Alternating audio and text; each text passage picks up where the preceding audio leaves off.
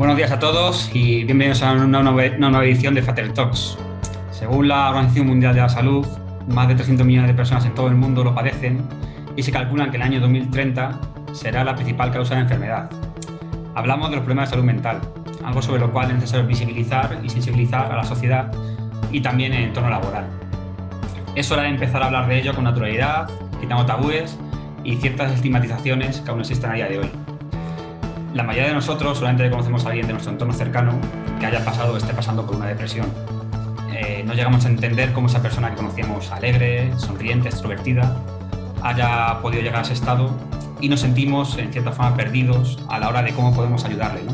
O incluso a lo mejor nosotros mismos, sin intención posiblemente, hayamos contribuido de una forma u otra a esa estigmatización que aún pesa sobre las personas que sufren algún tipo de problema de salud mental.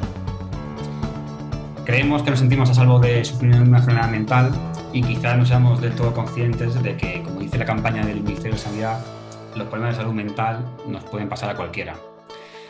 Y para hablar de todo esto, hoy contamos con Sara Reyes Martín, psicóloga experta en terapia familiar sistémica e investigadora predoctoral en el IBIMA, que es el Instituto de Investigación Biomédica de Málaga. Buenos días, Sara. Muy buenas, Carlos. Buenos días a todos.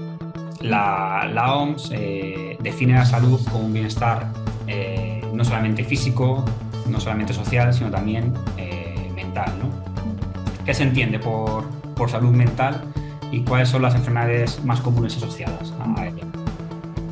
Sí, como dicen, la salud según la OMS sería la combinación de estos tres elementos, ¿no? Y no es solamente la ausencia de la enfermedad, sino que hay una salud física, una salud mental y una salud social también. En cuanto a lo que ya sería la salud mental, la OMS lo entiende como un estado de bienestar en el que la persona pues, es consciente de sus aptitudes y puede hacer frente al estrés del día a día y además puede ser productiva, desarrollar su trabajo y tener unas relaciones sociales positivas.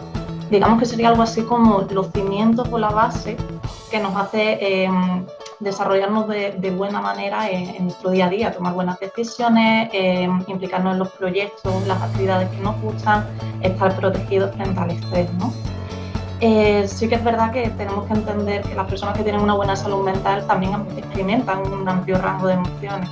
Es decir, puedes experimentar tristeza, experimentar enfado, en algún momento no estar satisfecho con tu trabajo o con tu familia, y aún así no significa que tengas una enfermedad mental, ¿no? Tenemos que empezar a diferenciar un poco de lo que son una emocionalidad normal de lo que ya sería un problema. En cuanto a las enfermedades mentales más recurrentes, sobre todo serían los trastornos de depresión, de ansiedad y de somatizaciones. De hecho, en 2017, y hago aquí una diferenciación porque es verdad que debido a la situación derivada de la COVID, los trastornos mentales pues han incrementado y personas que no habían tenido un problema psicológico en su vida pues están empezando a tenerlo ahora, ¿no? Pero, por ejemplo, en 2017 en España se hizo un estudio en el que aproximadamente el 49% de las personas que acudían a atención temprana podían cumplir al menos uno de los diagnósticos de ansiedad, depresión o somatizaciones, ¿no? O sea, estamos hablando de casi el 50% de esos trastornos mentales. ¿Qué ocurre? A partir de la situación de la COVID, estos trastornos se han incrementado muchísimo, pero sobre todo también el trastorno por estrés postraumático, que es ahora mismo 5 veces superior en personas que están afectadas por la situación de COVID frente a la población general, ¿no? Y esto se explicaría por este miedo, esta incertidumbre, el miedo al contagiarse, la pérdida de un ser querido, también los trastornos de insomnio, ¿no? Los problemas para dormir y en el sueño están siendo cada vez más comunes. Y bueno, la tasa de suicidio, ¿no? Y además más en esta semana recientemente con algunas de las noticias que han salido, se han incrementado además en personas jóvenes, es donde está siendo más común ahora. A lo largo de nuestra vida es lógico pasar por una serie de ciclos, ¿no? o estados de ánimo, ¿no? Unos más positivos, otros más negativos. ¿Cómo podemos identificar esos primeros síntomas de una persona que sufre depresión, ¿no? O cómo podemos saber cuándo hemos cruzado la raya, ¿no? Entre lo que puede ser un estado de ánimo bajo a lo que es ya una depresión, que puede tener consecuencias más graves? Esa pregunta me parece muy interesante, ¿no? Porque creo que a día de hoy como que muchas veces evitamos emociones que pueden ser un poco desagradables, como esa tristeza o ese enfado. Entonces tenemos que aprender a diferenciarlo. Es verdad que un trastorno de depresión es diferente a un estado de tristeza ante reacciones pues, adversas, o sea, una reacción normal ante, por ejemplo, cuando perdemos un ser querido, cuando nos despiden del trabajo, cuando estamos afrontando una situación de estrés muy grande. El trastorno de depresión llega a ser diferente tanto en una cuestión de intensidad de los síntomas que tienes, como también en la duración y la estabilidad que tiene a lo largo del tiempo y el malestar que está generando en tu día a día. ¿Cómo detectarlo? Pues bueno, un estado depresivo va a incluir una serie de síntomas, tanto psicoemocionales como comportamentales y fisiológicos. Sobre todo, por ejemplo, bueno, el estado de ánimo depresivo, esa sensación de tristeza, de vacío, también la pérdida del interés en actividades que antes nos reportaban placer, o esa pérdida del placer, ¿no? Sobre cosas que antes sí nos gustaban. Cambios en la alimentación, que ya puede ser a lo mejor la falta de apetito y una pérdida de peso, o también al contrario, empezamos a comer más, hay una subida de peso muy marcada, problemas de falta de concentración, problemas de sueño, dormimos mucho más o a veces perdemos el sueño. A veces se relaciona mucho con la ansiedad también. Depresión y ansiedad son enfermedades mentales que tienen mucha comorbilidad. Entonces también es común pues, en la depresión que haya una irritabilidad o tener pues, más enfado, ¿no? Sería difícil saber cuál de todos estos síntomas son los que primero empiezan a aparecer. Además, muchas veces las personas no verbalizan esos sentimientos de tristeza o esa sensación de vacío, pero sí que es verdad que cuando en nuestro entorno pues, una persona está empezando a experimentar un episodio depresivo, podemos ver cambios comportamentales, ¿no? Lo típico de que, como tú has dicho, le puede pasar a cualquiera, un allegado, un familiar, y es cuando nosotros empezamos a ver que está raro, ¿no? Como pasa algo, no sabría decirte muy bien qué es, pero esta persona no está actuando normal. Y por ejemplo en el trabajo, es verdad que a lo mejor en un primer momento podemos no conocer ese estado de tristeza o de desmotivación que tiene la persona, pero sí se puede ver pues, que hay una bajada en el rendimiento, que haya problema de concentración, una persona que interactúa menos con los compañeros o que se implica menos en las actividades. Se relaciona mucho la depresión con el absentismo y también el presentismo, es decir, estoy en el trabajo pero no estoy rindiendo al mismo nivel, ¿no? Y a tu pregunta de cuándo hemos pasado esa raya, pues la raya, a ver, basándonos en el diagnóstico actual que hay de un trastorno depresivo, entendemos que una persona tiene depresión cuando mínimo está presente esos sentimientos de tristeza o esa falta de interés o del placer, y luego además se dan 5 síntomas más de todos los que hemos recapitulado. Es decir, no solamente me siento triste, o en un momento dado pues mi cuerpo me pide descansar y necesito un recogimiento y empiezo a dormir más de la cuenta e interactúo menos. No, será una conjunción de síntomas que además están presentes la mayor parte del tiempo durante al menos 2 semanas consecutivas. Está el criterio temporal ahí y además esto te afecta de una forma muy significativa en tu vida personal, tu vida social, tu trabajo, de forma que te está limitando. Esas serían las diferencias. Uno de los aspectos que más comunes, ¿no? a quien sufre este tipo de enfermedades, lo que siempre dicen es que hay una falta de empatía, ¿no? con quien la padece, ¿no? Tanto por la sociedad como incluso también por su círculo más cercano, ¿no? Se piensa que una depresión solamente la puede sufrir aquellas personas que han tenido algo traumático en su vida, ¿no? Lo que tú decías antes, un despido, una muerte de un ser querido, etcétera, ¿no? Y sin embargo vemos que muchas personas diagnosticadas con depresión y que tienen una vida aparentemente normal o incluso por encima del resto, ¿no? También la sufren, ¿no? Por lo tanto, tal como dice Logan del Ministerio, esto no puede pasar a cualquiera, o más bien hay un tipo de perfil de persona, bien sea psicológico, bien sea social o pues, a lo mejor genético, que le haga más propenso a ser depresivo. Bueno, teniendo en cuenta que según la OMS, 1 de cada 4 personas a lo largo de su vida va a experimentar una enfermedad mental, parece que sí, ¿no? Como que cualquiera de nosotros podría sufrirlo, que tenemos bastante papeletas. Sí es verdad que se ha estudiado mucho al respecto y hay una serie de factores de riesgo para desarrollar la depresión. Y además la causa es multifactorial. O sea, estarían implicados factores genéticos, biológicos, están también implicados factores más relacionados con la personalidad, con el estilo de pensamiento que tenemos, y luego también factores ambientales y psicosociales. Y todos estos además están relacionados, de forma que podemos tener factores de riesgo, algunos, pero también tener factores protectores de otro tipo. Entonces sería una combinación, y además entendemos que esto es dinámico, que a lo largo de tu vida, a lo largo de cada año, de hecho, o cada mes, dependiendo de tu situación vital y tus circunstancias, estos factores de riesgo pues, pueden reducirse o incrementarse, ¿no? Algunas de las cosas que se han estudiado que están relacionadas, pues por ejemplo, a nivel de la neuroquímica del cerebro parece que sí que está influyendo algo, ¿no? De hecho, los fármacos, bueno, han mostrado eficacia porque ayudan a que estén más disponibles algunos neurotransmisores como la serotonina, ¿no? en el cerebro. También se habla de la relación de la microbiota intestinal con la depresión, otras enfermedades, por ejemplo, enfermedades cardiovasculares con la depresión. Por tanto, sí, parece que hay un componente biológico. Ahora, no sería determinante para que una persona tenga depresión, sino que nos podría dar como cierta vulnerabilidad, una vulnerabilidad biológica. Por otro lado, factores que se relacionan más con cada persona, ¿no? más intrínsecos. Pues mira, se han estudiado, por ejemplo, un estilo de cognitivo de rumiación, ¿vale? Y esto además también se ve que afecta en otras patologías como la ansiedad o también trastornos de alimentación.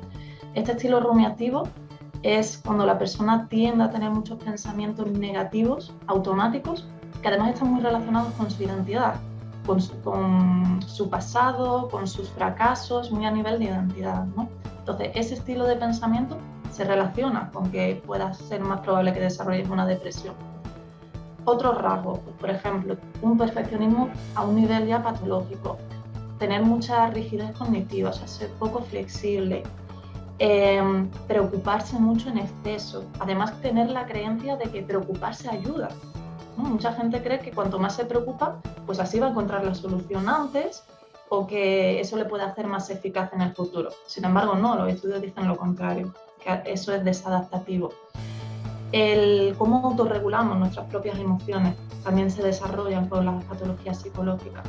Por ejemplo, no expresar esas emociones, reprimirlas, recurrir a distracciones como por ejemplo el alcohol, evitar las situaciones, no enfrentarnos.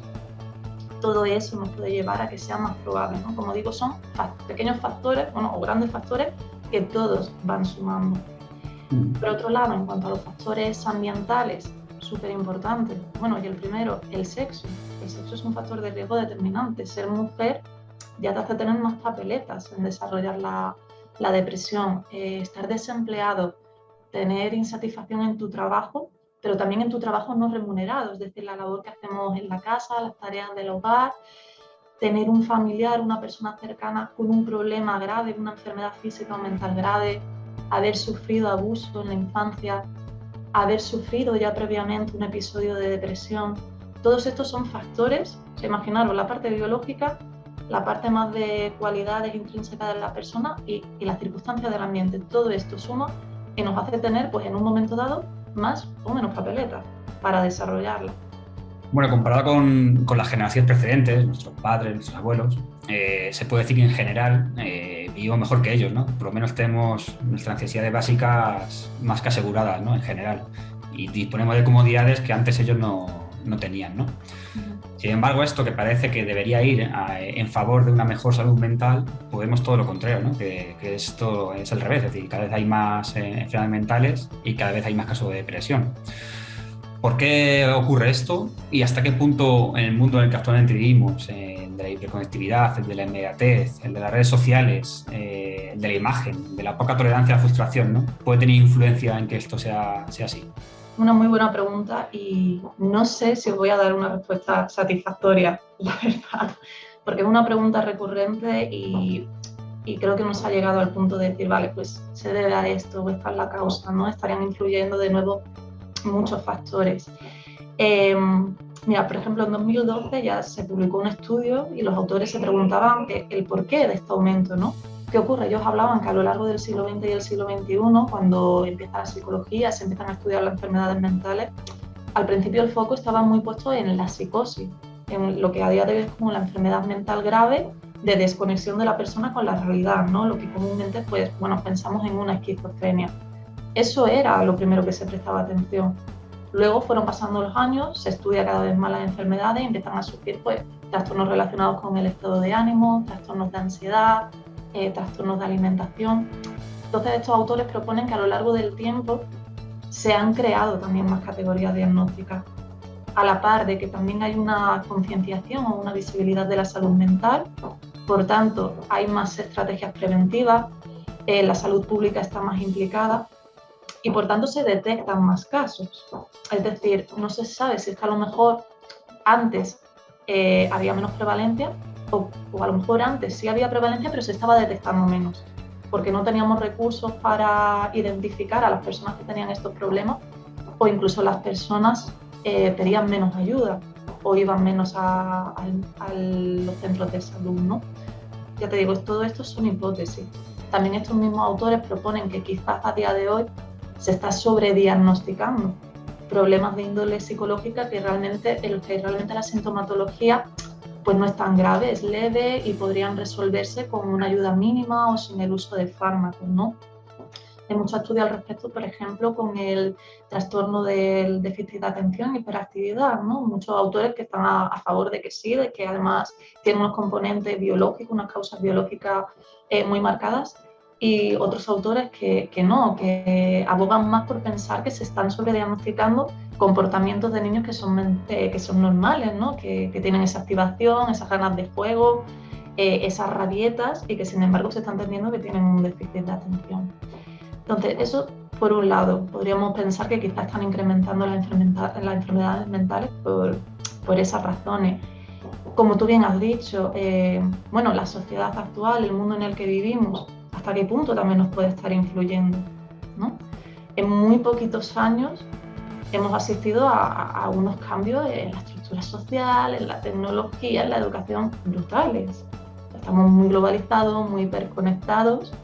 Se está creando también como una cultura en el que tenemos como que ser los más competitivos, ser los más aptos, ser los mejores formados, las personas con más éxito, ¿no? Y aunque parezca que no, ciertas redes sociales, por ejemplo LinkedIn, sin darse cuenta, pues a lo mejor están fomentando este tipo de reacciones, ¿no? Digamos que rápidamente puedes acceder a internet y a través de tu pantalla te puedes comparar con muchísima gente, ¿no? Y luego también teniendo en cuenta de que la cara que se muestra muchas veces a través de las redes sociales, pues no es la más real, ¿no? También quizás se está creando esta cultura del bienestar, de la felicidad, de la salud mental, de que todos tenemos que estar muy bien y muy felices, y nos estamos olvidando de que si las emociones existen es porque tienen una utilidad evolutiva y biológica, que es necesario sentirse con tristeza, es necesario enfadarse, es necesario en algún momento no querer saber nada de nadie. Y la respuesta está más bien en qué hacemos con esa emoción, ¿no? Si le presto atención, si me doy cuenta de que a lo mejor de que me está alertando, y qué mecanismos de autorregulación pongo en marcha. Bueno, yo creo que quizá, pues bueno, la sociedad en la que vivimos también está creando factores nuevos que antes no existían, que pueden afectarnos psicológicamente. También esa idea que tenemos de, es que ahora vivimos genial, si es que lo tenemos todo por delante, vivimos mejor que nunca. Esto ya es una opinión quizás más personal, pero yo a veces me pregunto, ¿seguro que vivimos mejor que nunca? O sea, ¿seguro que estamos tan bien, no? Porque, por ejemplo, ¿de qué me sirve tener acceso al último iPhone o comprarme el mejor portátil que hay ahora mismo si luego resulta que en el caso de tener una depresión no me siento ni con las habilidades ni con el apoyo suficiente para decirlo en mi trabajo, o como dicen las estadísticas, de todas las personas que tienen depresión, entre un 35 y 50% o no se están tratando o están maltratadas, ¿no? Entonces, ¿de qué me sirve tener mis necesidades básicas cubiertas, tener hasta digamos, una mejora en pues, tecnología, en comida, en hogar, cuando otras necesidades que son más básicas no están cubiertas? Y luego no podemos olvidarnos de que a día de hoy siguen existiendo muchísimas personas que no tienen acceso a cubrir sus necesidades básicas. Personas que tienen muchas dificultades económicas y que no pueden mantener a su familia. personas que están teniendo muchas enfermedades físicas y de salud y tampoco se las está tratando. A lo largo de estas últimas décadas han habido muchas crisis económicas, eso también nos ha afectado, ¿no? Es que parece que si no estamos en guerra, estamos genial, ¿vale? Y luego también, o sea, las desigualdades entre países están más marcadas que nunca, ¿no? Y cada vez, pues bueno, también la violencia de género está ahí. Entonces, yo creo que puede ser una mezcla de todo. Como he dicho al principio, no sé si es una respuesta que, que puede gustar, que no, que podéis estar más o menos de acuerdo, y si tenéis alguna otra hipótesis, esta es una pregunta que me gustaría que compartiéramos entre todos, porque me parece muy, muy interesante. Sin duda. Bueno, lo has comentado tú antes, ¿no? Que en esto de salud mental, pues también hay que hablar en clave de género, ¿no? Las estadísticas dicen que este tipo de enfermedades afectan mayoritariamente de forma muy acusada más a la mujer que al hombre, ¿no? ¿Por qué esto es así? ¿Qué factores hay que hagan que esto sea así? Sí, de hecho en la depresión, o sea, a día de hoy se entiende que en España el 6,1% de las personas tienen depresión y es prácticamente el doble en las mujeres, y esto también ocurre en los trastornos de ansiedad, ¿no? De hecho suele ocurrir en todas las enfermedades mentales que son como más internalizantes, y sin embargo los hombres son más propensos a tener problemas externalizantes, por ejemplo la violencia, el consumo de drogas, ¿no? Entonces sí, aquí hay una marcada diferencia de género. De nuevo, ¿cuáles son las causas? Pues seguramente tiene un origen multifactorial.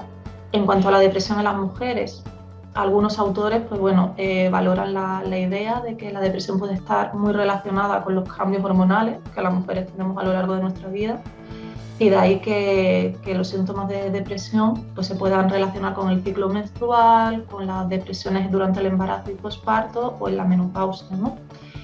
Claro, ¿qué ocurre? Que no podemos dejar aparte la discriminación y la violencia de género y el sistema de género que tenemos actualmente en la sociedad, ¿no? Y además esto es algo que remarca mucho la OMS, que no podemos entender las diferencias psicológicas, ¿no?, por sexo sin tener en cuenta este sistema de género que hay. De esta forma, claro, si nos ponemos a pensar en los tipos de enfermedades mentales más comunes en las mujeres, ¿no?, por ejemplo, esos problemas internalizantes, nos ponemos a pensar en los rasgos y los estilos de pensamiento que son más comunes en los hombres y cuáles son más comunes en las mujeres.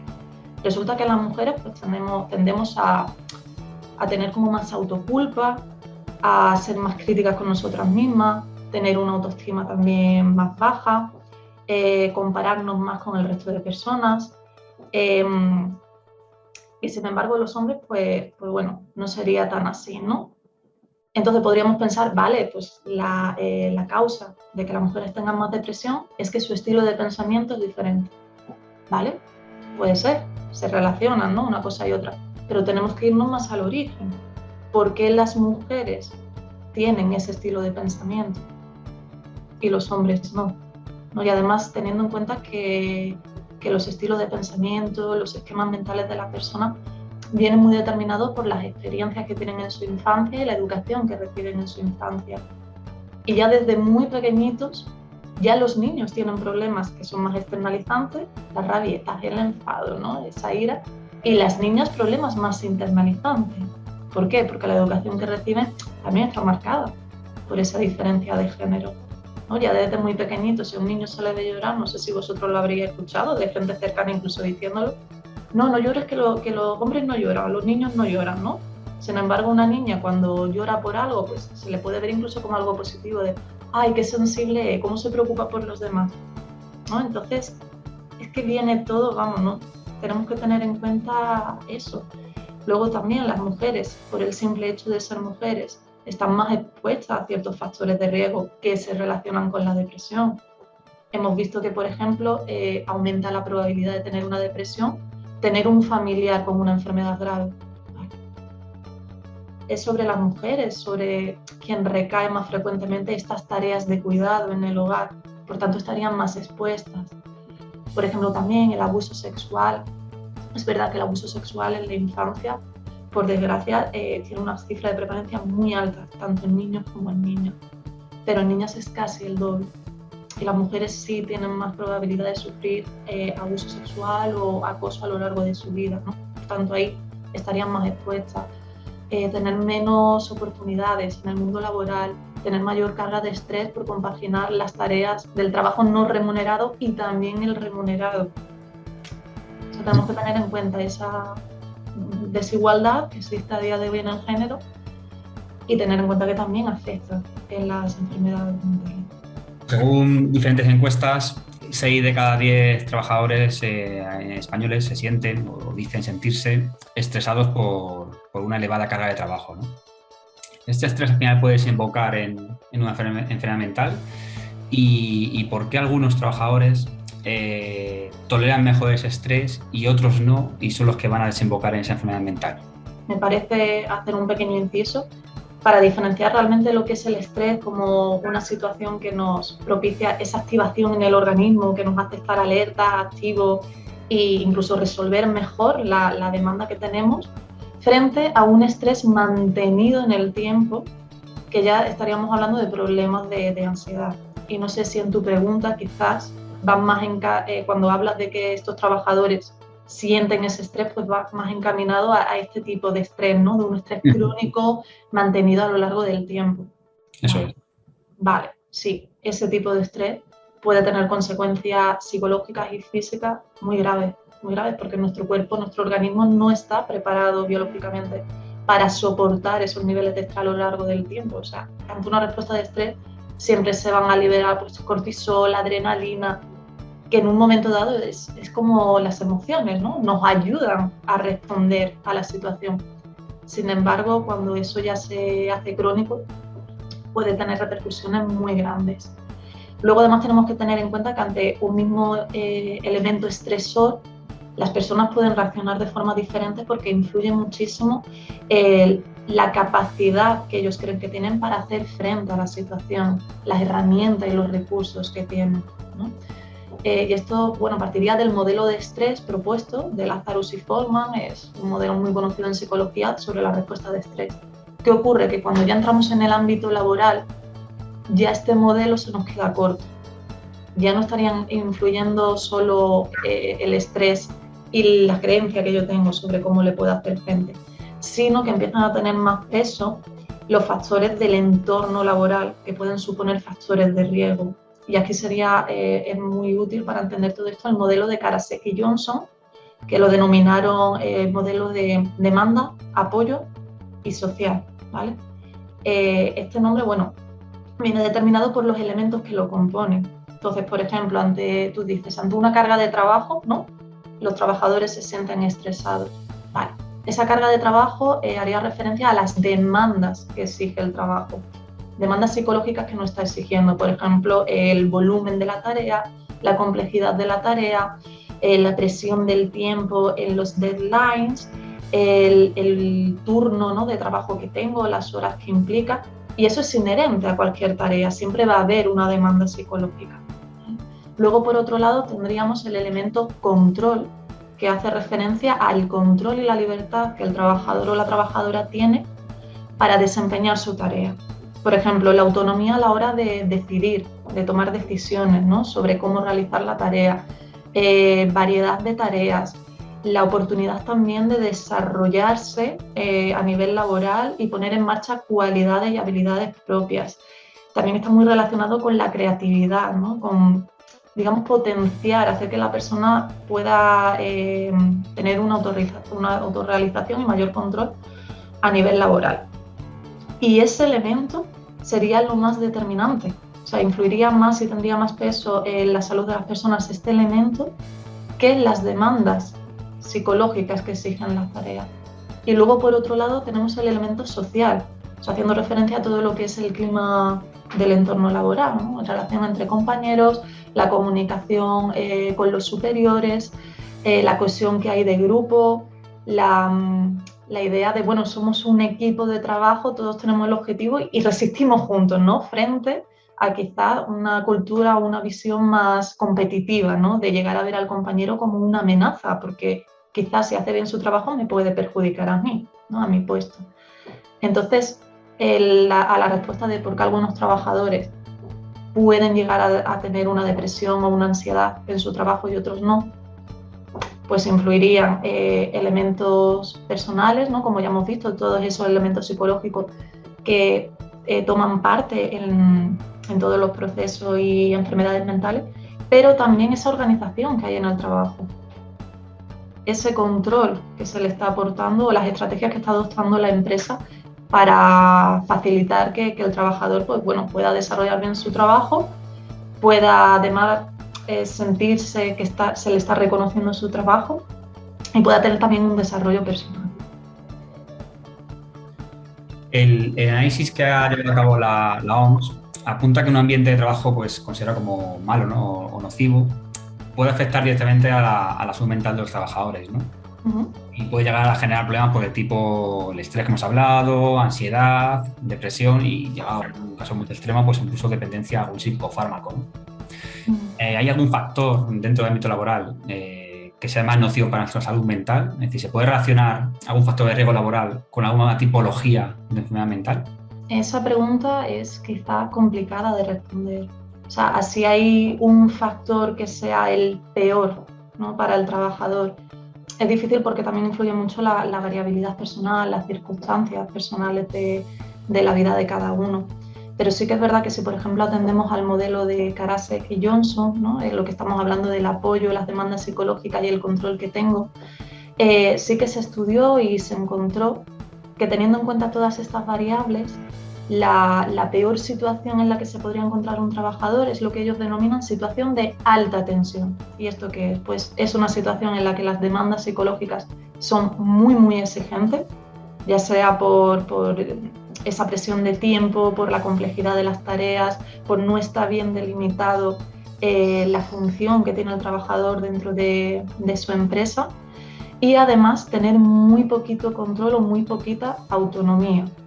Entonces, ¿qué ocurre? Que esa situación era la que se relacionaba con más problemas de salud, ya hablo de salud física, por ejemplo, problemas cardiovasculares, pero también de crisis de asma, de alergias y de ansiedad. Entonces, eso sería como la peor situación en la que podríamos encontrarnos, ¿no? Donde todos esos factores de riesgo y si además le sumamos un ambiente laboral pues negativo, ya nos podría perjudicar muchísimo, muchísimo. Sí que luego, o sea, se han estudiado tipologías de trabajo o de puesto laboral con enfermedades mentales, ¿no? Entonces, por ejemplo, se encontraba que las personas que se encontraban en trabajos no cualificados eran las que tendían a sufrir tanto más depresión como ansiedad, pero también cualquier otro tipo de enfermedad mental. Y luego ya, si pensamos en las enfermedades mentales más recurrentes, ¿no? Por ejemplo, en la depresión, pues se veía que las mujeres solían tener más depresión en puestos de trabajo que estaban poco cualificados, mientras que en los hombres esa diferencia, pues bueno, no era tan marcada, sino que los hombres pues sufrían más depresión en trabajos quizás más pasivos y sí que situaciones de inseguridad en el trabajo, situaciones en las que, por ejemplo, no hay apoyo social, que el clima social es muy pobre, sí que se relacionan con trastornos del estado de ánimo. Luego, por ejemplo, en cuanto al estrés postraumático, pues trabajos que suponen un alto riesgo para la salud de la persona o que puedes estar implicada en situaciones de peligro para tu vida, ¿no? Por ejemplo, en policías o a veces trabajos industriales donde, bueno, pues si no se llevan a cabo una prevención de riesgos buena, pueden haber accidentes laborales bastante importantes. Eso puede propiciar que se genere un estrés postraumático o empresas en las que se está dando pues violencia y acoso entre compañeros, lo que sería el mobbing o acoso sexual. Luego también en cuanto a tú decías la dependencia, ¿no? De las sustancias químicas, como ya hemos hablado antes, bueno, los hombres son más propensos o tienen mayor probabilidad de sufrir este tipo de problemas, las drogadicciones, y sí que se relacionan con trabajos que tienen mucha carga de estrés laboral y la turnicidad, ¿no? Que sea pues un horario quizás no tan estable. Este año, la Inspección de Trabajo y Seguridad Social publicó un criterio técnico a la hora de actuar frente a los riesgos psicosociales, ¿no?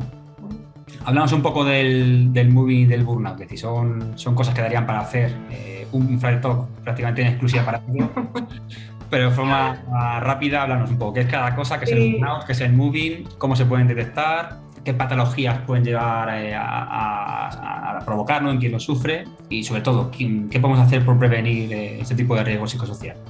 Voy a empezar por el moving, ¿no? Ya que acabamos de mencionarlo. Sería esa situación de violencia que ejerce un trabajador o trabajadora o más de un trabajador frente a otro, y además es de forma reiterada y sistemática, ¿no? O sea, el criterio temporal es, por ejemplo, una vez a la semana durante 6 meses consecutivos.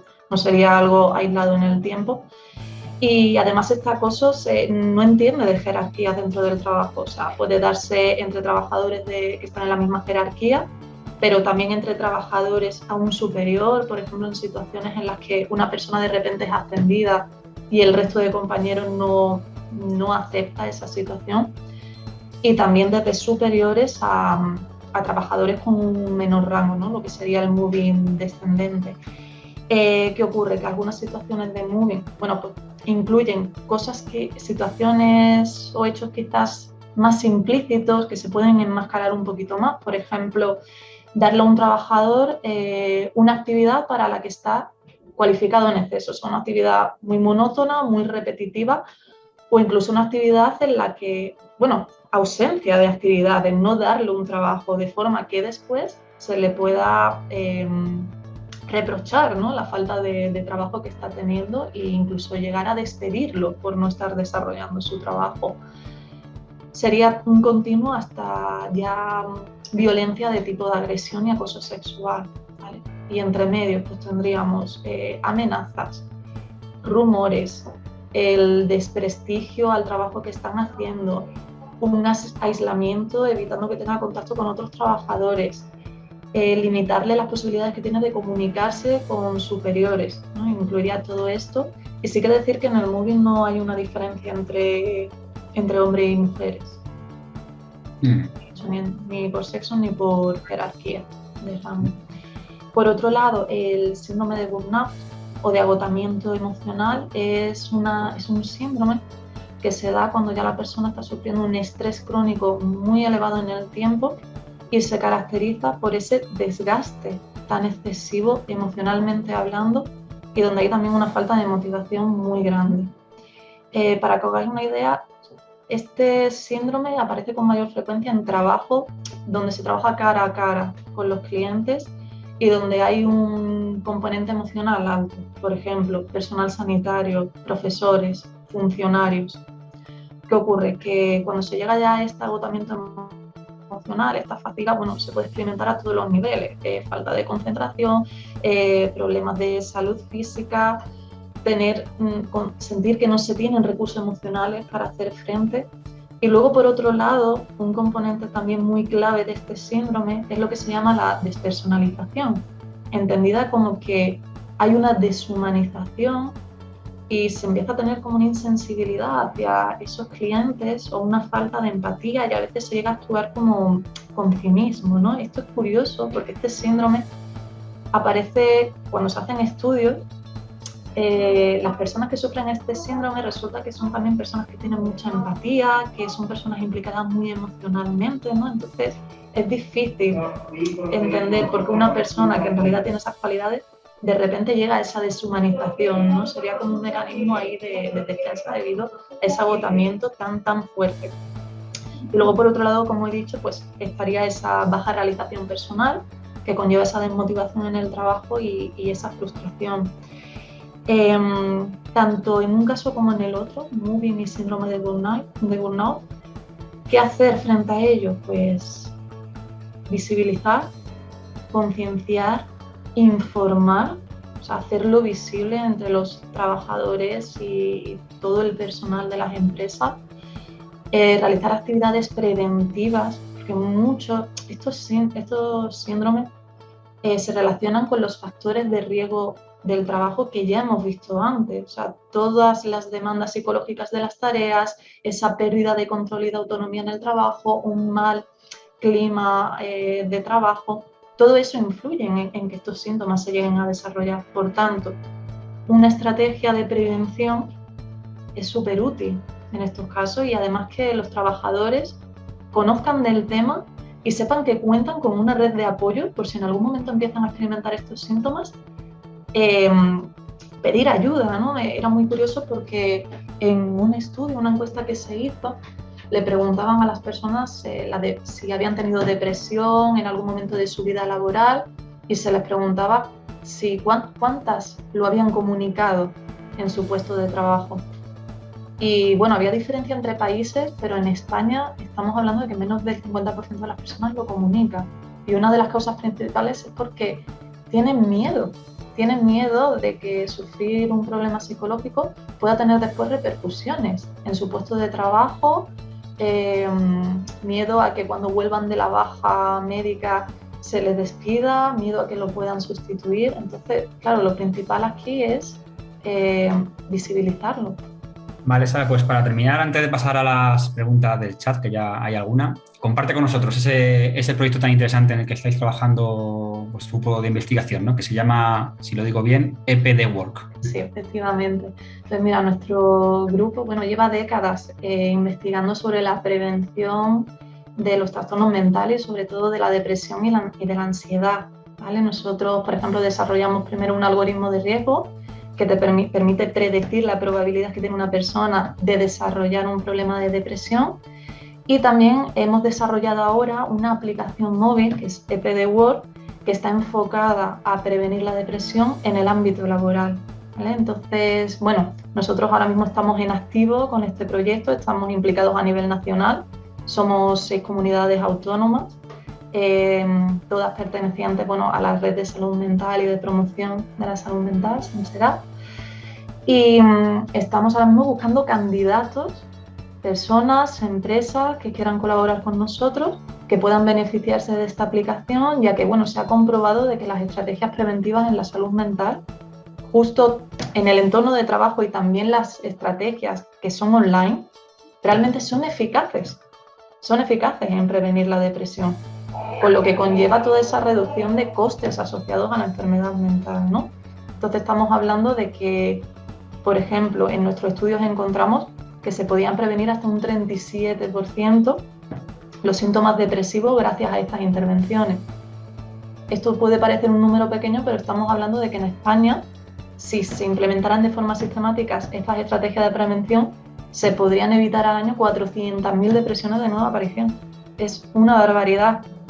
Y en todos los trastornos mentales, obviamente hay que tener un tratamiento que sea eficaz, que la persona pueda acceder a ellos, pero en primer lugar está la prevención, ¿no? Si conseguimos prevenir que no se inicien estos trastornos, ya bueno, pues estamos ahorrando muchísimo malestar a las personas y además es coste efectivo.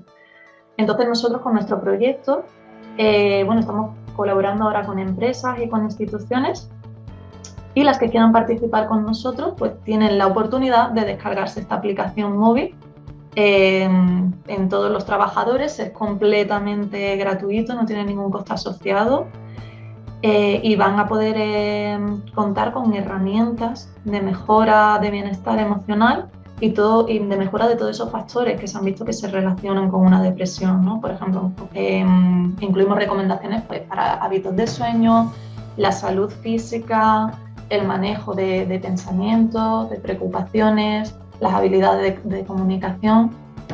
Nosotros ahora mismo, bueno, hemos empezado hace ya unos mesecitos, pero seguimos en activo. El estudio va a estar en activo durante un año, calculamos, seguramente un poquito más. Y para participar, pues bueno, simplemente tienes que tener entre 18 y 55 años, estar trabajando y tener ganas de mejorar tu salud mental y lanzarte en esta aventura. Así que nada, cualquier empresa que tenga curiosidad por saber más del proyecto o esté interesada se puede poner en contacto con nosotros, puede acceder a nuestra página web, que es epdwork, www.epdwork.org, y ahí viene toda la información y además podrían empezar a participar desde ya, porque se realiza, o sea, el procedimiento es completamente autónomo y en remoto. Si entras en la web, en el apartado de participa, puedes ya empezar a participar en el proyecto. Pregunta Rebeca García, que es nuestra compañera del Departamento también Técnico de Prevención. Si en nuestro entorno cercano tenemos a alguien afectado por depresión, ¿cómo podemos ayudarle? ¿Y qué podemos hacer para ayudarle? ¿Y qué cosas no debemos hacer para no agravar más su situación? Bueno, yo creo que lo principal aquí sería empatía. empatía, entender que la persona que tiene una depresión no está en ese estado porque quiera estarlo, y aunque parezca que a veces pues no quieren mejorar porque son más propensas a aislarse o parece que no ponen de su parte, realmente eso es un síntoma de la depresión en sí y no debiéramos echárselo en cara, porque además algo muy común en la depresión es los sentimientos de culpa y de fracaso. Entonces, si estamos haciendo eso, estamos creando esa presión, contribuimos a los síntomas de la depresión. Entonces, como consejos básicos, empatía, entendimiento, ser consciente de que es verdad que no nacemos con un manual bajo el hombro sobre cómo actuar en estos casos, por tanto, buscar información, buscar apoyo y ofrecer nuestra ayuda a esta persona querida nuestra que está sufriendo esto que es tan grave, pero un apoyo desde la paciencia, desde el entendimiento, un acompañamiento, no una exigencia de tienes que mejorar ya, ¿no? Al mismo tiempo que también es muy importante que los allegados pues se cuiden a ellos mismos, porque esto puede generar mucho estrés, mucha incomprensión. Entonces, que ellos también realicen actividades de disfrute, que ellos también se cuiden e intenten compartirla con esta persona que se encuentra en este estado de depresión. Y, por supuesto, ofrecer la ayuda médica, buscar ayuda profesional. Y si ya empiezan a haber ideas de suicidio, saber que se cuenta con el teléfono de la esperanza, que está las 24 horas en activo y que es muy importante prestar atención a todos estos síntomas y no minusvalorarlos. También pregunta María Eugenia Coloto, que también es compañera nuestra, también técnico de prevención. Dice que sí, ¿qué podemos hacer cada uno de nosotros para prevenir la depresión? Si existe algún tipo de vacuna, entre comillas, ¿no? Si se puede superar por completo, si no es que se padece, pues ya las recaídas son casi seguras, ¿no? Claro que podemos hacer cosas. O sea, ya hemos visto que hay muchísimos factores implicados en la depresión y la salud mental. Por tanto, no tenemos que tener todo perfecto al 100%. Ya simplemente con que hagamos algo que contribuya a nuestra salud mental puede ser un cambio mínimo, ¿no? Lo que llamamos psicoterapia es como el mínimo cambio ya para empezar a mejorar. Por tanto, tener buenos hábitos de sueño, mantener unas relaciones sanas. Si tenemos dificultades en las habilidades de comunicación, pues trabajar esas habilidades, hacer actividades de disfrute, de desconexión, que nos permitan, pues eso, ¿no? Desconectar de nuestro trabajo. Sería la idea de eso, ¿no? De todos los factores que se han visto que están implicados, pues hacer por mejorarlos.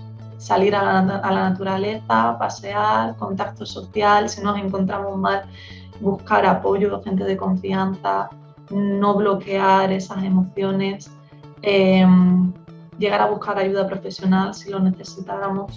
Bueno, pues hemos llegado al final. Muchas gracias, Sara, por estar hoy con nosotros aquí para hablar sobre un tema sobre el que era tan y es tan necesario, ¿no? Hablar con rigor, con naturalidad, y creo que hoy tú pues lo has conseguido y ha sido la mar de interesante. Muchas gracias. Muchas gracias a vosotros. Y voy a dar paso a Mar Morales, que es nuestra directora del Departamento de Prevención y Desarrollo de la Cultura de la Salud, que va a cerrar este Fatel Talk. Adelante, Mar, cuando quieras. Bueno, muchas gracias, Carlos. Yo hoy actúo en sustitución de Natalia, que bueno, pues hoy la hemos dado por eso, para esa desconexión le hemos dado un momentito de vacaciones, pero bueno, la damos hoy, creo que el lunes ya se incorpora, ¿no? Y bueno, pues ahora yo lo que, bueno, pues aparte de agradecerte, como ha comentado Carlos, bueno, pues agradecerle el que nos acompañes. Yo, bueno, ya lo dije cuando te conocí, ¿no? Agradezco pues esa paciencia y esa tenacidad que os hace a todas las personas que estáis investigando, pues eso, ser inaccesibles al desaliento en esa tarea de investigación que hemos visto con el tema de la COVID, lo importante que es, ¿no? Esa es tan importante, es muy importante para la sociedad y sobre todo, bueno, pues para que nunca está suficientemente reconocida. Bueno, nosotros, bueno, en relación con lo que has expuesto, pues a mí sí me gustaría destacar esa parte en la que has comentado, ¿no? Que bueno, que no tenemos por qué ser happy todos los días, ¿no? Es decir, parece que estamos en una corriente en la que todo el mundo tenemos que ser felices. Pues no. Es decir, las emociones son algo naturales. Tenemos que permitirnos el derecho de hoy día hoy un momento, estar cabreados, estar tristes, vale. No, el problema vendría, bueno, pues cuando esa tristeza, eso pues va repitiéndose, va repitiéndose y va haciéndose crónico, se va manteniendo durante los años y las semanas y bueno, que además ahí es cuando empecemos a pensar que tenemos un problema.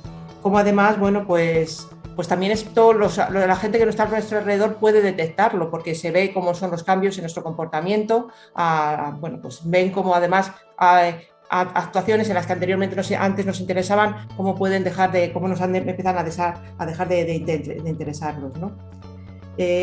Bueno, pues que además, bueno, pues eso, que hay factores genéticos, está claro que, bueno, bioquímicos, el tema de que las mujeres somos más propensas a sufrir depresiones que los hombres, ¿no?